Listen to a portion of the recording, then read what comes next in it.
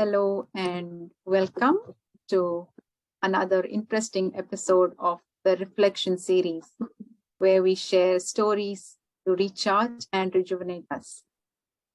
Today, I am very happy to welcome our guest, Panna Patel. Panna Patel coordinates the activities of the Brahma Kumaris Centre, serving the Canberra community for over 20 years. Environmental engineer by profession, she is currently working in the Australian government as an environmental assessor to protect the matters of national environmental significance. Passionate about bringing the benefits of meditation in everyday life, Panna is an inspiring example of the integrity, wisdom, strength, lightness, and generosity of spirit that comes from living a spiritual life to serve souls and the elements. And the title of the story today is Meditation, the Breath of Life. Panna has been inspired by the words, "Remember God in your every breath." But for many years, she felt that her time and energy was being pulled between other competing priorities on a daily basis. And it was after a profound experience that she had a deep realization about how to live a meditative life while in action and create time for the things that really matter. Quite an interesting thing, being meditative in our everyday life. So let's hear it from Panna. So eagerly looking forward to hearing your story. So warm welcome and hearty welcome. Over to you. Thank you, Lata, and thank you to the team as well as to the audience for providing me this opportunity to share my story. I won't go into too much detail about the background, but as Lata mentioned, I've been trying to live a meditative life while living a very busy life at the center as well as at work. And I was still managing it pretty well all the years, but the thing changed when my mother came in my life. She was 80 and she had particular food requirement, particular health requirement, and I had to accommodate that as part of my already very busy life. And so I could not meditate as many hours or as many times as I used to do during the day when my mother came in my life. And I was still teaching meditation. I was still sharing the experiences, and the center used to be coordinated by me. However, I had a deep feeling that I'm not able to devote my time to sit and meditate. And until then, I always had the luxury of sitting and meditating, even for 15 minutes a day or half hour a day, mornings, evenings. I always had that luxury. Somehow I would squeeze it in, no matter how busy it would be. But at least first meditation 4 to quarter to 5 that we do, I've always had the luxury of doing it. Then when my mother came, I still had that meditation on, but during the day, I could not do it. It was so busy. And then I thought there has to be some way out of this. How do I do this? And still the drive wasn't enough for me to find a solution because I was still getting by. Then my mother got sick and she had to be admitted to a ICU. And I saw there firsthand the nurses in Canberra hospital at ICU. They were working like so continuously, literally continuously, because some of them were doing like more than 12 hours because if there was no replacement or someone was sick, and it was like continuous work. Plus they were managing their lives at home and everything. And when I looked at them and I thought, I should be able to do this if they can do it. I must find a way. And I wanted to help them. I really wanted to help them in whichever way I could. And one thing in a Raj Yoga style meditation, you're taught is you can bring peace, you can send good wishes, you can send light and love to the souls whom you want to send through meditation. And through meditation, you can make it available to those souls so that whatever challenges they're going through, they can they can be helped in those challenges in life. And so I was feeling very strongly that I must do something for these emergency nurses who are working like more than 12 hours every day, some of them. I could see the faces every day. My mother was in the hospital for a couple of days. And every day I would go to the hospital, I would feel very strongly. And so what happened was when I had that strong feeling, I just had to find the solution to do this while in action. Because I knew when my mom was in the hospital, there was no time for me to meditate during the day, absolutely no time. The only meditation I could do was first thing in the morning, and that's it. And I thought there has to be a way to help someone through the meditation. If I want to help, that's one. And another is to help myself as well through the meditation during the day. There has to be a way to do it where you actually meditate while in action, fully in action, and fully meditate, both fully. Partially, we all do it. Those of us who meditate, those who even do mindfulness meditation, they're able to do while in action a little bit. But just fully immersed in it is a bit difficult without sitting down. That was my experience of years of meditation as well as teaching. And I was thinking, we should be able to do this, just get fully immersed into that meditative stage. Feel the peace, feel the love, feel the happiness, and project it outside, share it with others.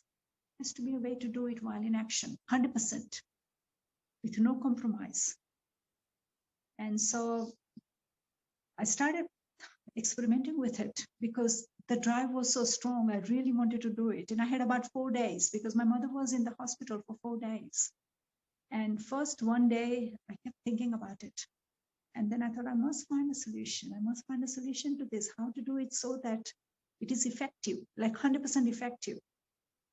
And years of teaching and sharing helped.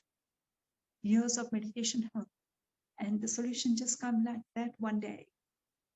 Second day, I think second half day through second day, when I brought my mother's clothes from the hospital, which were really dirty, bad, and I brought them to wash and I put them in the washing machine. And that's when I realized that every activity that I do with the hospital, connected with the hospital, if I meditate, then that will naturally reach to the people in the hospital. And I will be able to do it very easily because my consciousness is already connected with the hospital. So I should be able to do it very easily. And so I started experimenting on the second day. And third day, fourth day, bingo, I was there. And the way the solution was just total focus through the heart and the mind, both. Total focus through the heart and the mind and the intellect. Mind is intellect, the disease reality. So total focus through the heart, because my heart was totally there to send some good wishes, to send some peace, to send some love to these nurses in the emergency ward who were working more than their duty. They were going miles ahead than what the duty required on an everyday basis. At least 50%, 40% of them did that on a regular basis without any extra reward, nothing. And the life of the patients depended on their efforts. So I thought, I must be able to give something in return to them. They did not need any physical thing. They did not have the time for their family as well. But while they were working, I thought I should be able to do it. And the deep moment of realization came when I could actually do it, having the strong feeling about it within my heart. I want to do it. And then I went deeper into myself. As the Raj Yoga style of meditation requires, you consider yourself a spiritual entity, not a physical being. So feeling myself as a spiritual entity at a deeper level while in action was possible because I so much wanted it from the bottom of my heart.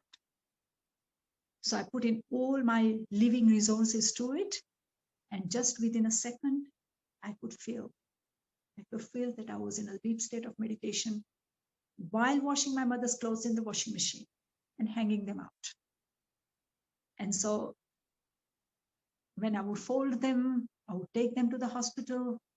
I would take food for my mother every time I could do it. And it was a matter of a minute. So what I learned from that is, if your feelings are very strong about something, and if they're genuine, whatever you wish, whatever you want to meditate on, you can instantly switch the consciousness, go deep within, because you're a conscious being. You're not a physical being. And so your consciousness will drive that deep sense of peace, deep sense of happiness. And it will send out those vibrations to whomever it needs to go to. And so that was my experience. And then when I started going back to work with my mother back, I continued that. And I had a really profound experience at the bus stop. I was waiting for the bus, and it was the deepest experience of being a non-physical, metaphysical entity, a spiritual entity, standing there for the bus, waiting. I had such deep experience. I could not believe that within a second I could switch to it. And so that was the key that I found. If I change my feelings, my attitude, take it much deeper within myself, then anything is possible through the meditative process. So, and I've been since using it all along in my life, everywhere. Smaller incidences, bigger incidences, smaller occurrences, bigger occurrences, smaller situations, bigger situations, emotional situations, mine or others. I've been able to use it very, very quickly. And things like, if I go for a walk, for example, I would go for a walk on a Mount Ainslie, which is, those are familiar with Canberra. It's in the middle of the city, and it's very pretty little hill. And when I go up the hill, I meditate in the same way, feel myself as a spiritual entity at a deeper level, and my attitude changes. And it always gets reflected. People people who are walking up or down, if I'm in a real deep state of meditation, they would always say hello. They would always smile, no matter who it is.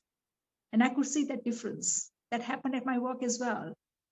During in-between time, if I went up the terrace or went up into the meeting room that was empty, sat there for a few seconds, like literally 30 seconds, 1 minute, and came out.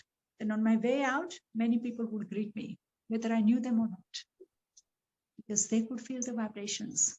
So we are all connected as spiritual entity, and whatever we wish, we can project whenever, wherever. So that's all there is. I think I've said enough. That's wonderful. And it's wonderful when we hear such experiences of someone who has experienced it. Like, one is to theoretically say that we can meditate on a daily basis and in our day-to-day activities. But when we actually hear an experience from someone who has, felt it and how strongly it affects us, those feelings are so strong. We can see it from your face and the way you've expressed it.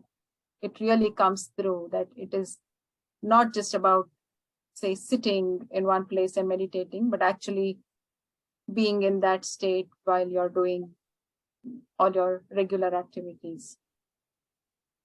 That's beautiful. So just hearing to that, would you say, like, the first step to have that drive, because we may know of it earlier, but what do you think was the key to push that, to say, I want to have that experience, or I want to do it? Was it because like it was really high time, or was it because the situation was such that it was the need, or what do you think from your perspective? What was it that, brought that drive out, or that determination came through? I think the main reason was I genuinely wanted to contribute something. I so much wanted to contribute, and I could see that money, food, time, none of it would matter. There was something higher than that I could contribute.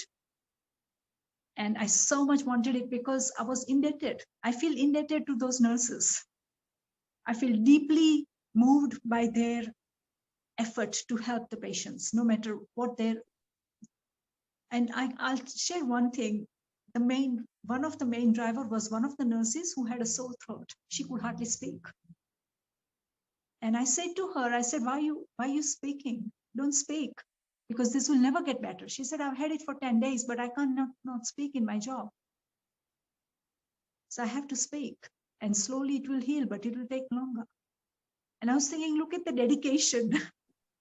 And so I genuinely wanted to send something that would heal it. In such a way, it would heal it so that the person would get the benefit of it without having to make any effort to do it.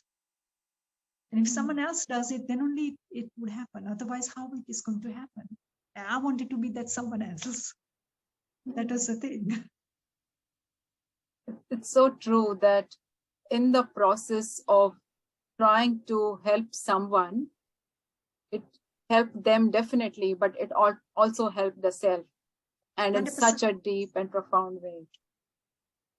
100%. There's a satisfaction, and there is a deep sense of feeling of comradeship, that you're part of it. Otherwise, you just takers.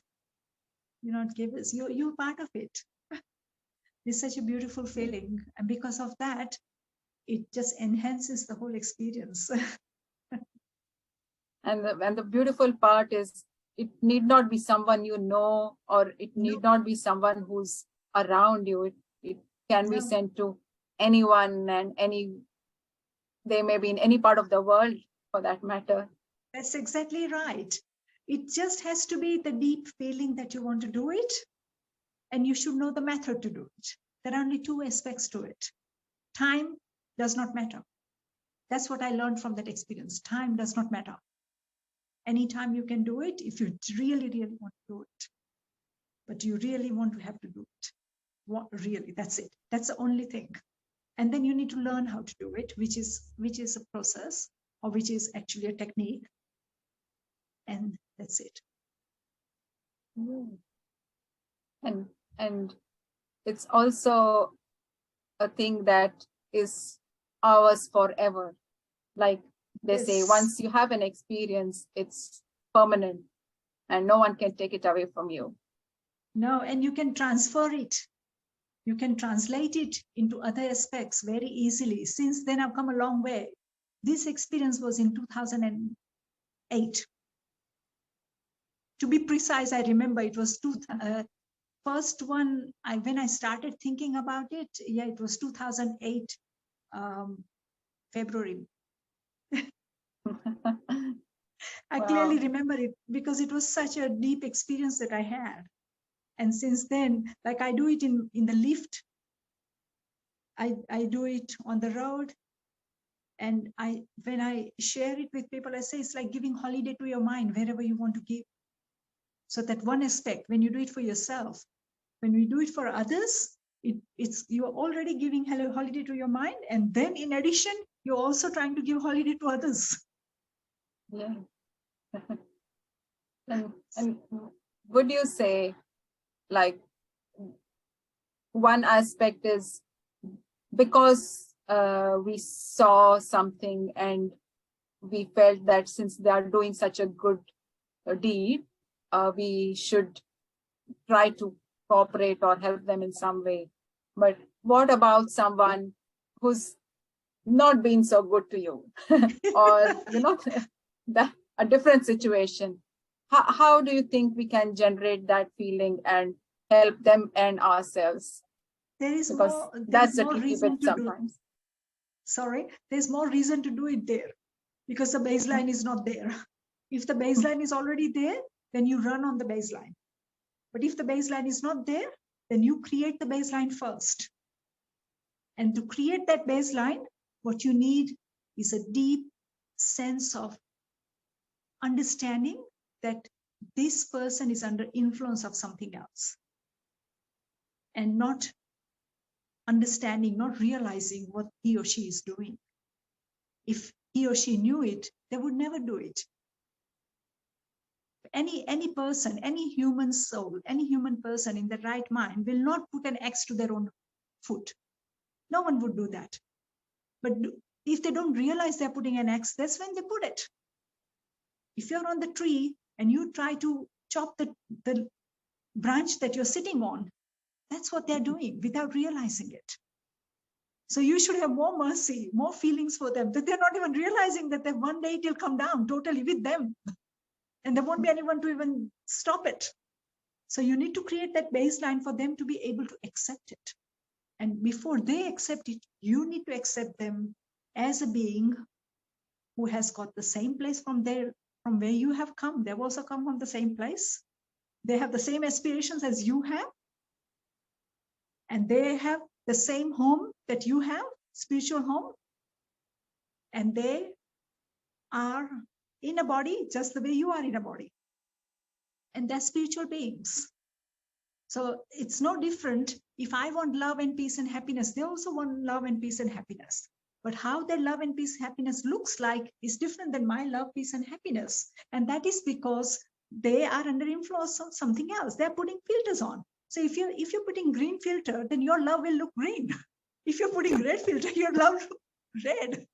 Now that doesn't mean that your love is different than my love, but you already put the filter of green and red on it. If I put it filterless, then it would be just pure love. And I need to put that filterless love often enough for the other person to see that it is possible to remove the filters and see that love in its original form. And for that, again, all I need is genuine acceptance and genuine understanding that this person is not what they look like. They are different inside, but they are not able to bring out those qualities outside. And the reason I'm saying this is, for example, if you ask a murderer, why did they murder? Will they say that they murdered it for what? To get something. Whether it is a revenge or whether it is money, status, relationship, whatever it is. And if you just scratch a bit, underneath, what do they want? They want peace of mind. When they take the revenge, what do they get? They get peace of mind that they've taken the revenge. When they get the love, then they feel good. When they get the money, that they can spend it for themselves to get happiness. So ultimately, what is it telling you? They're just really going for those same things, but the method is different. So if there is a deeper level of acceptance that they are no different than mine, there is no egalitarianship there. Like, they are lower, I'm higher, or they are doing wrong, I'm in the right. None of that. They are human souls who are not able to see because of the filters. And the filters could be a result of whatever it is. Science has proven now that people who grow up in lower socioeconomic background are more likely to have marriage breakups. They're more likely to have problems with the children. They're more likely to have problems studying higher. Why? People from lower socioeconomic background post-course, why do they have those problems? Because they do not have enough resources when they're growing up. So this mindset is like that. And because of that mindset, they're going to behave in a certain way. So in the same way, if we have a proper mindset to look at the person as the person is, then at least we are changing the clock. If we are changing it differently, eventually it will happen. And whether it happens or not, it doesn't matter. You have done your bit. A lot of things are not tangible. But we can do our bit. Yeah, if you look at the restaurant, when a person cooks there and puts the food on the table, the cook will do it for money. But at the end of the day, he or she will have to have the satisfaction of doing the nice dish. And that is what that person relishes. It's not the money. Cooks are paid one of the least professions in Australia. and they work the highest, always on their feet. What is driving them? Their love for serving the people with nice food. Same with nurses, same with teachers. Nurses, teachers, chefs, they're the lowest paid professions in Australia, apart from hospitality, like general everyday. Apart from the front runners, these people are the lowest paid professionals. Why are they in that profession? They love the profession. 80% of them love it, 20% are there for money, because the money is not that much. So when we give them what they actually need, that is when we realize that they are not different, and we can have those good wishes flowing towards them all the time. Then they are ready to accept. Yes. So you create the baseline. Your job is to create the baseline. Then they'll be running. We could do that by meditation. We could do that meditation with right attitude. Sure. The attitude and the feelings are very, very important. And then that's it.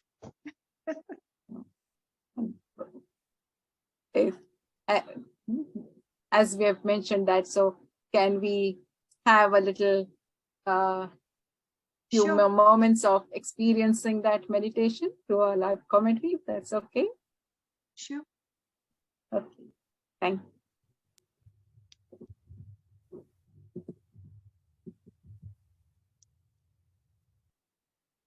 I sit quietly.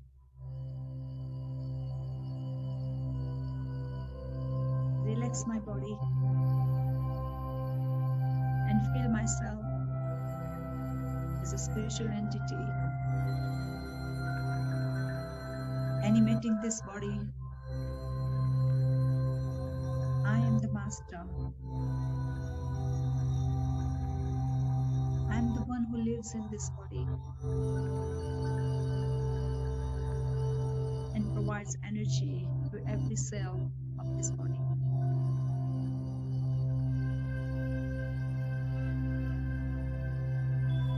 I'm energy.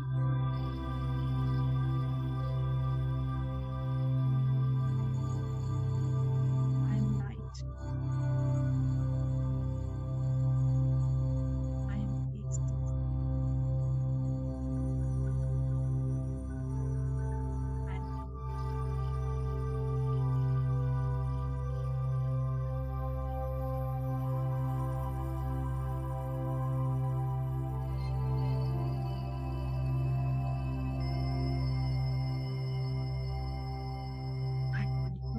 Experience.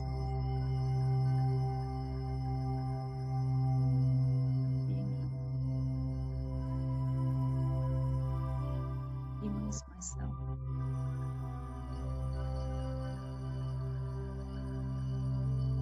in the pool of peace and love that hide within myself.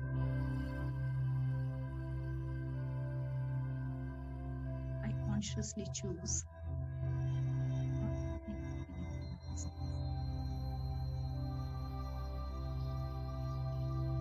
consciously become and observe my own thoughts and feelings and let go and face unforgiveness.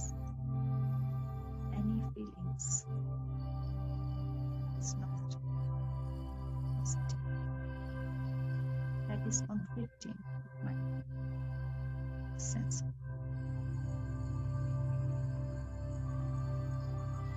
and just remain focused here and now, sitting in this body and feeling the love and the peace. Take myself up with these feelings, myself, the spiritual entity living in this body, to my mind's eye, my intellect.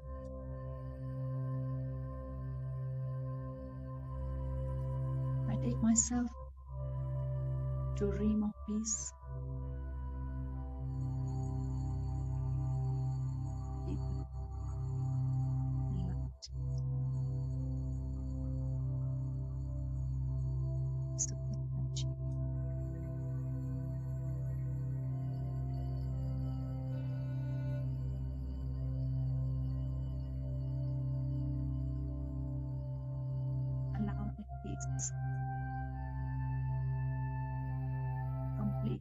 attachment to that person or emotional.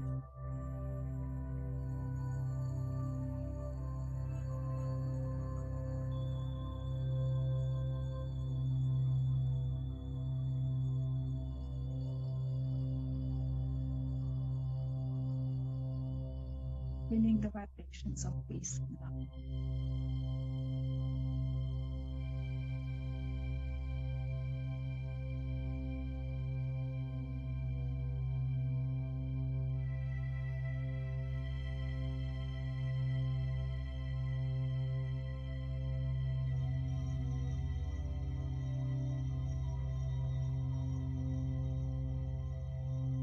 Completely immersed in the experience.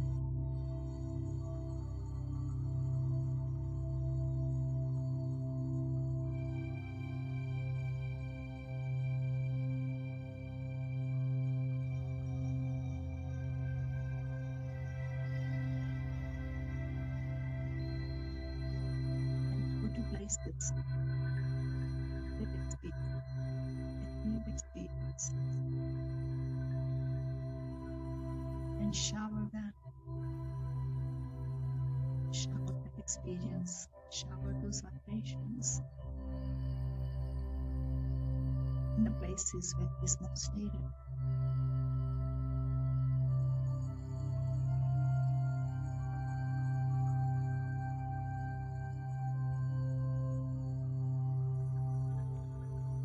Whether it is elements, whether it is animals, whether it is human souls. With my existence on this planet,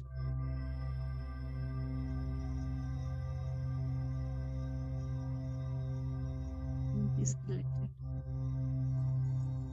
Physical entities, the spiritual presence within me, and receive this medicine from the ocean.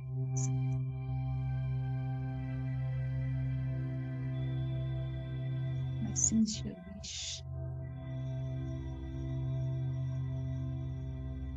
my deep feelings, and happiness.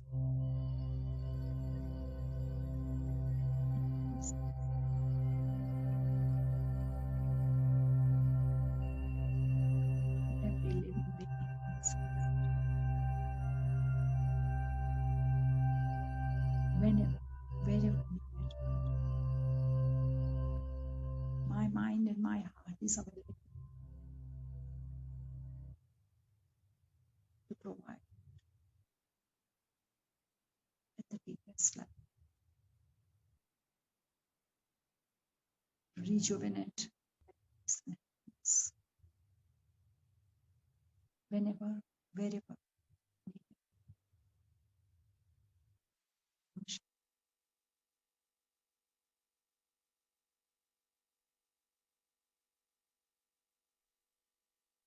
Okay. Thank you, Sister Panna, for the beautiful sharing of that experience and also the meditation commentary. We thoroughly enjoyed it. Thank you for giving me the opportunity. And for our viewers, if you would like to know more about us, please do visit our website, www.brahmakumaris.org.au. You can visit our local center if you like. You can book in for our programs. You can write to us, contact us. So feel free, or if you have any comments, please feel free to put it in the chat box as well. And we'll see you again with another interesting episode. Till then, keep meditating and keep experiencing. Om Shanti. Thank you. Thank you.